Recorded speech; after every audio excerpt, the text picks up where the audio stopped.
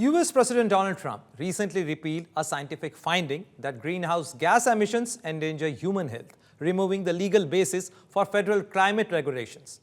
It also ended subsequent federal greenhouse gas emission standards for all vehicles and engines of model year 2012 to 2027. The so-called endangerment finding was first adopted by the United States in 2009 and led to EPA, Environmental Protection Agency, to take action under the Clean Air Act of 1963 to curb emissions of carbon dioxide, methane, and 4 other heat-trapping air pollutants from vehicles, power plants, and other industries.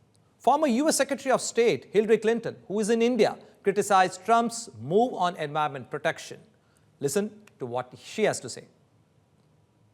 But certainly it's fair to say that more developed countries in the South, China, India, and others, are making contributions because we haven't made a full-scale enough transition into clean, renewable energy to replace polluting fossil fuels.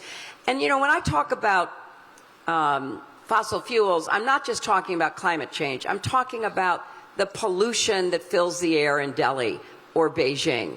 I'm talking about the clear evidence that pollution is impacting our health, and not just among poor people, among all of us. The particulates and what we breathe in is affecting our health, and particularly the health of our children.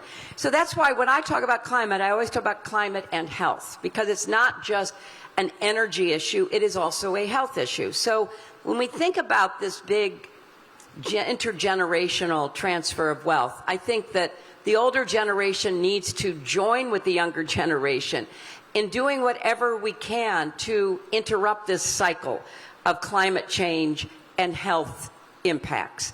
And so from that perspective, we do need governments to address the systemic and structural issues, but we also need businesses and corporations to think that way as well. Just because the President of the United States does not want corporations to care about climate change doesn't mean you shouldn't care about climate change. Frankly, that's a political view of a dinosaur.